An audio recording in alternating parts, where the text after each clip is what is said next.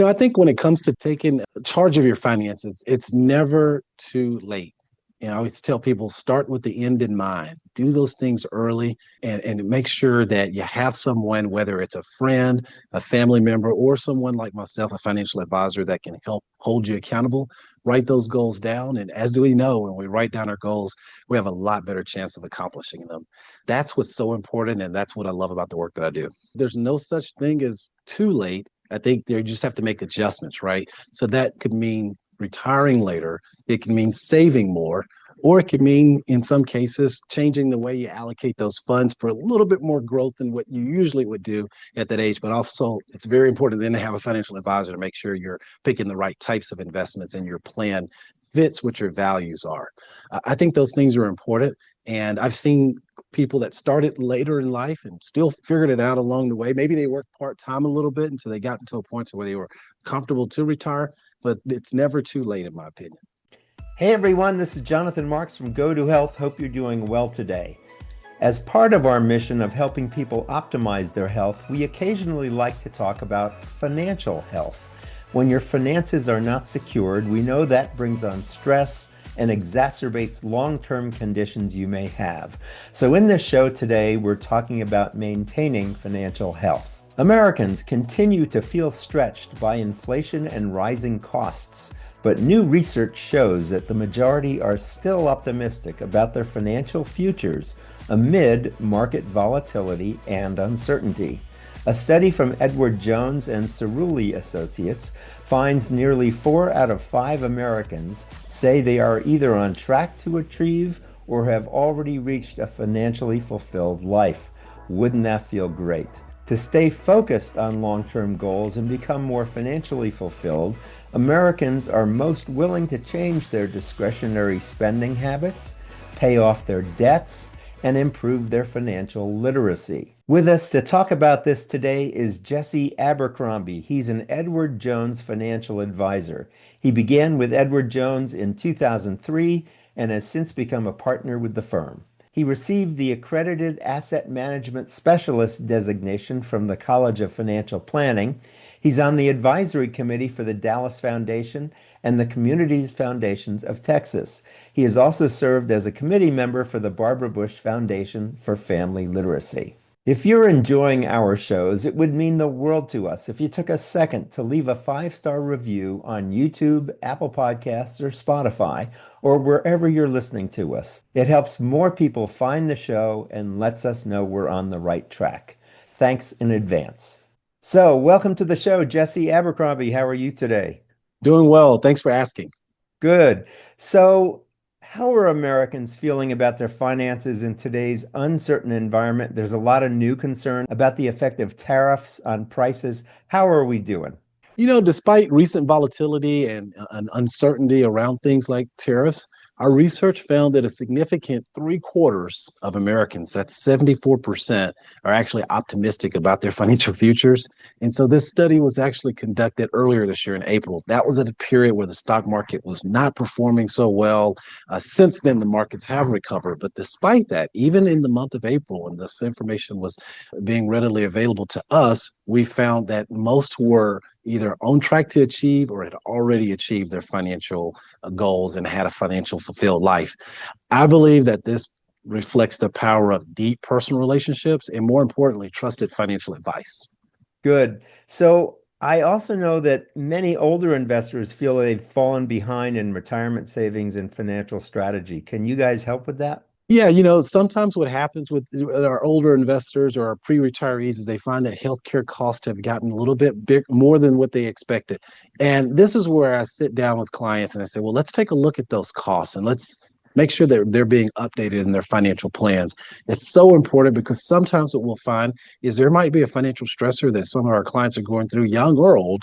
And by sitting down with them and we're working on a plan, we find that in most cases, they're actually going to be okay. And if they're not necessarily in the best position based on what we find, we work on action steps to try to make sure we get that accomplished for them. So important.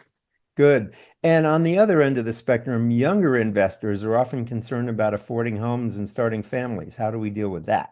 Yeah, that's a challenging one. They're starting families, the interest rates are a little bit higher, so that cost of capital or cost to borrow money can cause a little bit of financial stress.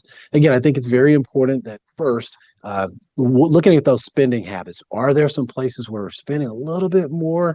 What that does is it frees up a lot of cash to pay down debts. And once those debts are paid off, guess what? It frees up even more cash to start applying those things to mortgages or homes that they're looking at buying, or just overall building up their financial strategy for future years to come. I saw in your survey that 28% of people wanted to improve their situation with better financial literacy. What do we all need to learn about financial literacy? It is a powerful, I will quote my eighth grade principal. She said, the more you read, the more you know, the more you know, the more you grow. The more you grow, the stronger your voice when speaking your mind or making your choice. And those words really, I remember those from when I was a 13-year-old kid, 14-year-old kid. And what she said by the more you read, the more you know, increasing your financial literacy is so important because those things like changing your spending habits or reducing debt, well, if you're working toward increasing your financial literacy, you have a much better chance of not making those mistakes if you made those mistakes earlier in life. Mhm. So our advisors really make it a point to encourage their clients to increase their financial acumen, not just when they're with us, but even when they're not with us. So, what are the benefits of working with a financial advisor to achieve fulfillment? There's a few. The first thing we think about is having that holistic approach to help them with their finances and create more tailored strategies. So when you talk about the financial plan, we talk about short-term goals and meeting long-term goals. And then even further, we talk about what are your needs, your wants, and your wishes. Some clients might have more needs than others, or they might have more wants or many more wishes than others. And what we do is we make sure these are tailored strategies to work with them. But again, that financial literacy is also a very important piece. And I'd say the last thing that's important when you're working with a financial advisor is knowing that you have someone that's going to hold you accountable. Maybe we set a goal to pay off debt in 2 months. And with your financial advisor's help, they're going to make sure that you're on track to make sure you're actually doing that. And it's actually fun when my clients come in and they say, Jesse, you're going to get on me. I created a little bit more debt, or you're going to get on me. I spent a little bit too much. Mhm. When I hear that, that means that they actually are thinking about those things and they want someone that can hold them accountable. Good. So, tell us, for those of us who are not in this space, what does it mean to live a financially fulfilled life? And what are people doing to achieve it? What does it feel like when you get there? Yeah, it's great. And there's so many different definitions of financially fulfilled, but I look at them three ways. One, having the freedom to pursue your passions. If you're not thinking about your debt or you're not thinking about financial stressors, you're probably going to be a lot better off pursuing those passions. Maybe it's a hobby, it's something you've wanted to do. Maybe start art or start playing golf or something of that nature. Or maybe pursuing a passion of starting another career or doing something that can actually generate income for even better financial future for those folks. Another item is making sure that they have a better life for them and for their families from a financial standpoint. And many of my clients will say, Jesse, what's important to me is making sure that my family is either as good as they have it as good as I did as a kid, or they have it much better than I did as a kid. That's what financial fulfillment looks like. But I also think that's what financial empowerment feels like. So the other and the last thing, I think this is very, very important, is having security and protection in place for those unforeseen events. We can do a lot of planning and we can do a lot of good things, but if we don't have 3 to 6 months worth of expenses saved up in a money market or CDs or some kind of conservative instrument so that when those rainy days occur, we're not skipping a beat. And then also having those protection measures in place, like life insurance, disability, and long-term care. So in the event that the unexpected happens, there's still a plan in place to help you with your achieve your financial goals. That's a fabulous list. Before I go on with questions, let me just share with people where you can go to learn more. It's edwardjones.com/pulse. edwardjones.com/pulse. So, Jesse, let me ask you, what do you enjoy about your work? What got you into this line of work? Yeah, so it's really interesting. I'll tell you a quick story. My grandfather was an entrepreneur and business owner in Marshall, Texas, and East Texas. And I just watched him as a kid, and I watched how he worked. And he was a farmer. He had purple hull peas and crops and hay and all these things that a lot of farmers in East Texas have been known to have. I watched him, and that really fuels my passion to help people, whether it's a small business owner or it's a mid-sized business or it's just a family that needs help with their finances. I look at the way I was raised and I looked at how they took care of things from a financial standpoint. And I feel that I owe it to the world to do what I actually set out to do when I was in actually high school to become a financial advisor, living the dream and really enjoy the work that I do serving people. Good for you. That's wonderful. So let me ask my favorite question at the end, which is what question haven't I asked?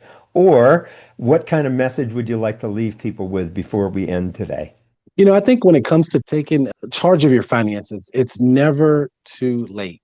I always tell people start with the end in mind. Do those things early and make sure that you have someone, whether it's a friend, a family member, or someone like myself, a financial advisor that can help hold you accountable. Write those goals down. And as do we know, when we write down our goals, we have a lot better chance of accomplishing them. That's what's so important. And that's what I love about the work that I do. Good. Let me ask a little bit about starting too late. I mean, for those people who are older, who have suffered some kind of downturn, is it too late to start? Should we just give up, or is it still worth trying?